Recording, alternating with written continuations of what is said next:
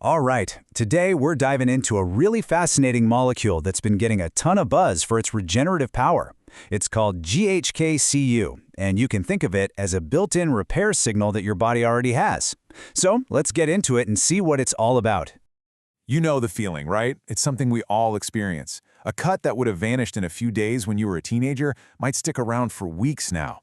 Our skin just doesn't have that same bounce, and maybe our hair starts to thin out. This slowdown, well, it's a fundamental part of getting older. And this is the big question that changes everything. What if this decline in our repair systems isn't just a one-way street? What if it's directly tied to losing a specific, absolutely crucial molecule that we've had our whole lives? This is where the story of GHK-Cu really kicks off. So what is this stuff exactly? GHK-Cu, or copper peptide, is basically a tiny protein fragment. It's made of 3 amino acids, that's the tripeptide part, and it's bound to a copper ion. And the craziest part? It's not some weird chemical from a lab, your body makes it. It's floating around in your blood, your saliva, even your urine. Okay, now look at this. What's really shocking here is just how dramatic the drop-off is. Research shows that when we're 20, our GHK-Cu levels are way up there, but by the time we hit 60, they've absolutely plummeted. And this isn't just a number on a chart, it lines up almost perfectly with that slower healing and regeneration we all start to notice as the years go by. So the big question is, how can one little molecule have such a huge impact? Let's get into the science of how it actually works. This is where you're going to see just how much of a powerhouse GHK-Cu is at the cellular level. First off, you can think of it as a master builder. GHK-Cu basically sends a signal to your cells telling them, hey, make more collagen and elastin, the good stuff, that gives your skin its firmness and elasticity. This strengthens the entire structure, which is not only key for healthy skin, but also for keeping hair follicles properly anchored. But it's also a powerful protector. It helps calm down inflammation by dialing back these damaging molecules called cytokines. And at the same time, it's an antioxidant, fighting off all the junk, the free radicals we get from things like sun exposure and pollution. So it's fighting a war on two fronts, shielding your cells from the stress that makes us age faster. And this might be its most incredible role. GHK-Cu is a gene modulator. Get this, it can influence thousands of our genes. It's like it goes in and flips the on switch for genes linked to repair and growth while flipping the off switch for genes that cause inflammation and breakdown. It's working at a super deep, fundamental level. With all that science in mind, it's really no surprise that the two biggest uses for GHK-Cu are in skincare and hair care. So let's take a look at what that actually means in the real world. For your skin, the benefits are honestly pretty impressive. By firing up that collagen production, it can help with wrinkles and firmness. It can also help even out your skin tone and fade dark spots. And because it strengthens the skin's barrier and calms inflammation, it might even help soothe conditions like acne or rosacea. Now let's talk hair. This table breaks it down perfectly. See, unlike minoxidil, which is all about increasing blood flow, or finasteride, which blocks a hormone called DHT, GHK-Cu takes a totally different approach. It works through regeneration. And the most important part? It's non-hormonal. That makes it a really interesting option for both men and women who'd rather not mess with their hormones. Okay, so how do people actually use this stuff? Well, there are two completely different worlds when it comes to GHK-Cu.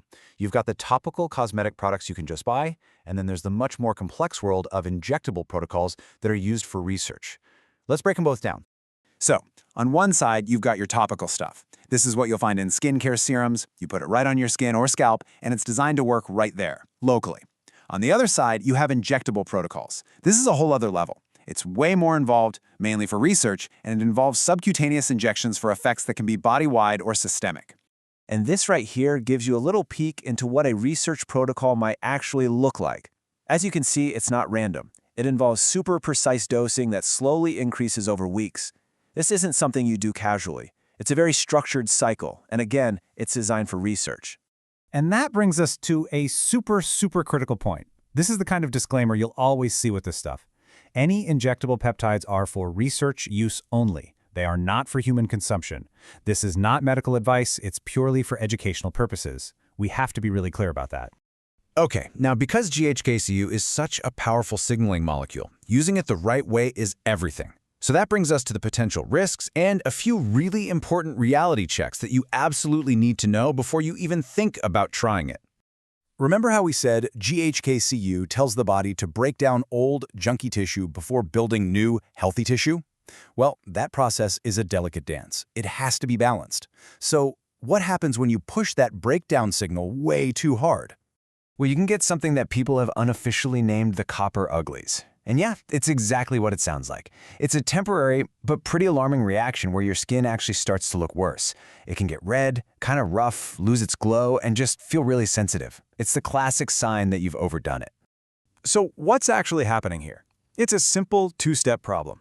First, you've used too much, and it overactivates all the enzymes that clear out damaged collagen. Second, that breakdown phase starts happening so fast that the rebuilding phase just can't keep up. You end up with a temporary deficit that leaves your skin looking stressed out and unhealthy. The good news is it's totally fixable. The solution is simple.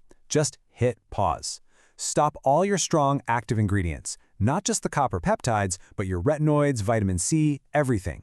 Go back to basics for a week or two. A gentle cleanser, a good moisturizer, and sunscreen. That's it. If you decide to try again, you have to reintroduce it slowly, like maybe just once or twice a week to start. And let's be absolutely crystal clear on the legal side of things. When you see GHK-Cu in a serum, it's regulated as a cosmetic ingredient. It is not an FDA approved drug. And that means no company can legally claim that it cures, treats, or prevents any disease, and that includes hair loss. So, after all that, we're left with this one big question. Is GHK-Cu a revolutionary key that can unlock our body's own regenerative power, something we should be playing with in our daily routines, or is its power so profound that its most potent forms are a risk that's really best left in the hands of researchers? That's the balance we all have to think about.